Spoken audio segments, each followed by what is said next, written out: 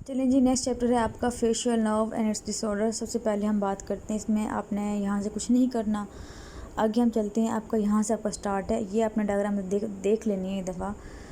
इसमें है surgical landmarks of facial nerve. ये आपने जस्ट एक दफ़ा रीड करना है। इसमें MCQ आ जाता है। वैसे MCQ जो है वो ये वाला पॉइंट आया था कि जो टिम्पैनामास्टोइड सूचर होता है वहाँ पे नर्व्स कितनी होती है, 6 to 8 millimetre deep to this suture. इस सूचर के बिल्कुल साथ होती है और साथ स्टाइलोइड प्रोसेस के साथ भी होती है। सो जहाँ जहाँ से नर्व गुजरी होती है ना, वो आपने जो है ना वो जगह वो पॉइंट जो है आपने याद रखनी है।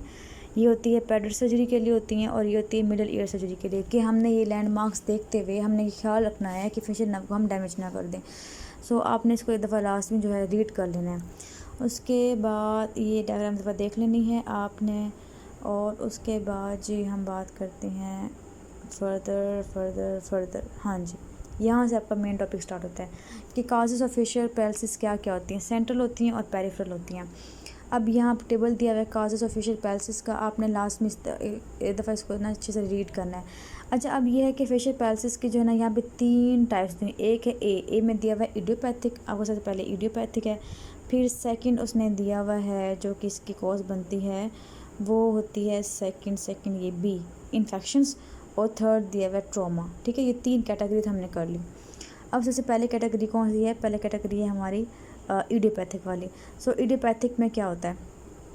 इडियोपैथिक में क्या होता है कि ये मोस्ट कॉमन कॉज है, इसकी 60 to 70% जो है ना वो यही होती है। अब इसे हम कहते हैं बेल्स पाल्सी।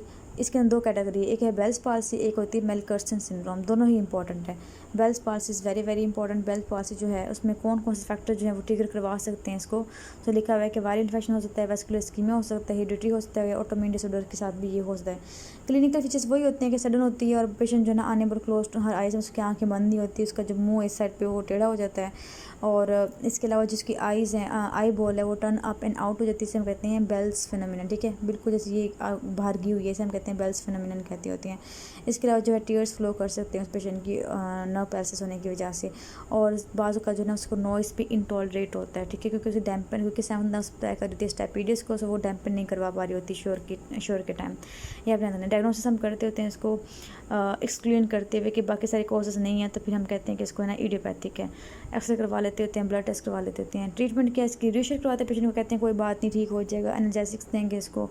और इसके अलावा जो है उसको अगर एक्सपायर हो गया तो इसके अलावा बात है ना फेशियल पैरालिसिस मतलब मसल्स की जो है मसाज वगैरह कर सकते हैं।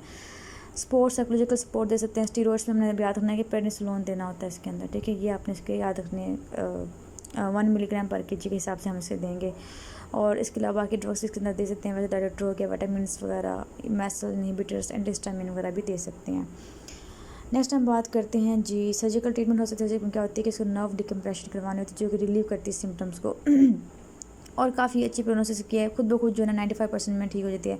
मेरी एक फ्रेंड को भी फेशियल पैरालिसिस हुई थी, लेकिन ये जो इडियोपैथिक कॉज थी उसकी, और वो खुद ब खुद जो है स्टीरॉइड्स लिए उसने पेनिसिलिन वगैरह, तो वो ठीक हो गया था। सो फिर नेक्स्ट है हमारे पास मेलकर्सन सिंड्रोम। मेलकर्सन सिंड्रोम जो होती है ये आपकी इंपॉर्टेंट है बहुत ज़्यादा। इसमें ना ट्राइड होता है। ट्राइड किस चीज़ का होता है? हमने अब इसका ट्राइड बनाना है। ट्राइड में ये है कि इसके जो है ना साथ क्या क्या होता है। एक तो फेशियल पैरालिसिस होगी, हमने बात की फेशियल जो है ना पैरालिसिस तो होगी, साथ लिप्स जो हैं उसके वो क्या होते हैं, वो स्वेलो होती हैं। और थर्ड क्या होती है, जो उसकी टंग होती है वो फिशर्ड होती है। टंग फिशर्ड होगी और लिप्स की स्वेलिंग होगी और फेशियल पैरालिसिस होगी। 3 चीज़ें होती हैं मेलकर्सन सिंड्रोम के अंदर। और इसके साथ अगर रिकरेंट फेशियल पैरालिसिस होती है तो उसकी कॉज जो है वो मेलकर्सन सिंड्रोम हो सकती है, सार्कोइडोसिस हो सकती है, डायबिटीज़ हो सकती है, ट्यूमर हो सकता है। उसके बाद हमारे पास है बायलैटरल फेशियल पाल्सी। तो बायलैटरल फेशियल पाल्सी जो होती है वो कब होती है? मेनली उन्होंने डिजीज़ बताई हैं, गुलेन बेरे सिंड्रोम के अंदर हो सकती है, सिकल सेल डिजीज़ के सार्कोइडोसिस के अंदर वगैरह वगैरह। आगे है इन्फेक्शंस। अब इन्फेक्शंस में ये बहुत ज़्यादा इंपॉर्टेंट है, हर्पीज़ ज़ोस्टर ओटाइकस। ये आपका जो है बड़ा ही अच्छा सा जो है ना वो MCQ आता होता है, बल्कि UQs भी आ सकता है। रेमसी हंट सिंड्रोम कहते होते हैं इसको, बिल्कुल भी नहीं भूलना आपने। होता क्या है इसके अंदर? इसके अंदर पेशेंट को ना एक तो वेजिकुलर रैश होता है। कहाँ पे होता है? पिन्ना के ऊपर, ये पिन्ना के ऊपर और साथ ऑडिटरी कैनाल के अंदर, दोनों के अंदर जो है ना वो छोटे छोटे इस तरह से रैशेज़ होंगे। ठीक है, साथ क्या होगा? फेशियल का एनेस्थीसिया होगा, जिडीनेस होगी, हियरिंग इम्पेयरमेंट होगी। अब हियरिंग इम्पेयरमेंट क्यों होती है इसके अंदर? 5th एंड 8th नर्व इसके अंदर इन्वॉल्व हो जाती है। सो इसके अंदर हेयर प्रॉब्लम भी साथ ही होता रहता है। सो क्या क्या होगा इसके अंदर, एक तो सीवियर पेन लास्ट में होगा, सीवियर पेन होगा, फेशियल नर्व पाल्सी होगी और वेसिकल्स मिलेंगे हमें एक्सटर्नल ऑडिटरी कैनाल के अंदर और पिना के अंदर। सो ये इंपॉर्टेंट है, ये इसके हेर्पेस जोस्टर फेटिकस की। इसके अलावा इन्फेक्शन जो होते हैं ना मिडल ईयर के या फिर मैलिग्नेंट ऑडिटरी सिस्टम है, इसके अंदर भी जो है फेशियल नर्व की पाल्सी वगैरह जो है ना वो हो सकती है। फिर है ट्रॉमा। ट्रॉमा में ना आपने याद रखना कि एक होता है लॉन्गिट्यूडनल, एक होता है ट्रांसवर्स होता है और मिक्स्ड भी होता है। सो फेशियल जो पाल्सी होती है वो किस में मोस्ट कॉमन है, वो ट्रांसवर्स फ्रैक्चर में ज़्यादा कॉमन है। ये आपका जो है MCQs है, बस में यही करना है। आगे ना आपका टेबल दिया हुआ है ये वाला, ये टेबल जो है आपने दफ़ा देख लेना है कि कौन सी हैं फ्रैक्चर जो ट्रॉमा होते हैं। अगर लॉन्गिट्यूडनल ट्रॉमा हो सपोज करें तो उसमें जो है वो लॉन्गिट्यूडनल ट्रॉमा जो होते हैं वो ज़्यादा कॉमन होते हैं, एक तो ठीक है, ज़्यादातर यही होते हैं। लेकिन जो फेशियल नपासी होती है वो किस में ज़्यादा होती है, ट्रांसवर्स के अंदर। सो ये लिखा है फॉर मोस्ट कॉमन 50% केसेस में ये होती है। ट्रांसवर्स के अंदर सेंसिटिव लॉस होगा क्योंकि उसमें 8th नर्व की डैमेज होगी। इसमें कंडक्टिव होगा क्योंकि इसमें जो ना मेनली जो टिम्पैनिक बोन वगैरह होती हैं वो इफेक्टेड हो रही होती हैं इसके अंदर। सो बस ये 3-4 बातें थी जो आपने इसके अंदर करनी है। अच्छा, इसके बाद जो है ना आप के फर्दर अगर हम बात करें कि आपने इसमें से क्या करना है, फर्स्ट इसमें से आपने कुछ नहीं करना होता ख़ास, बस एक चीज़ आपने इसके अंदर देख लेनी है और वो है आपकी कॉम्प्लिकेशंस ऑफ फेशियल नर्व, ये वाली। ये आपने जैसे रीड कर लें, वो भी आपकी मर्ज़ी है, लेकिन आता कुछ खास नहीं है। ये क्रोकोडाइल टीयर्स हैं, ये अपनी दफ़ा रीड कर लेना है, ठीक है। और ये फ्रेज सिंड्रोम, ये भी वैसे ENT में आगे दिए हुए हैं। खैर आप अगर यहाँ से भी कर लें तो ठीक है, दोनों जो है ना।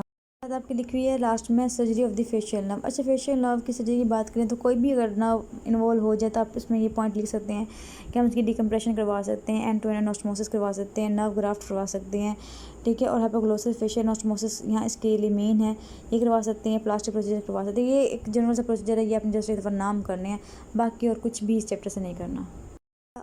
आपका ना एक क्वेश्चन पूछते होते हैं वो कि जो मिडल ईयर है, ये मिडल ईयर है, इसके अंदर फेशियल नर्व की कौन कौन सी ब्रांचेस आ रही होती हैं। सब याद रखना है, सबसे पहले तो है नर्व टू स्टेपिडियस, ठीक है। स्टेपिडियस जो आ रही होती है एक वो ब्रांच होगी फेशियल नर्व की। सेकंड है कोडा टिम्पनाई, ठीक है। थर्ड जो है ना एक कम्युनिकेटिंग ब्रांच आ रही होती है मेनली, और इक्वल कम्युनिकेटिंग ब्रांच आ रही होती है कहाँ से, वेगस नर्व से। सो ये 3 जो होती हैं ये मिडिल ईयर में आ रही होती हैं। ये आपका इंपॉर्टेंट है, आपने इसको लिख लेना है अपने इस चैप्टर के साथ ही।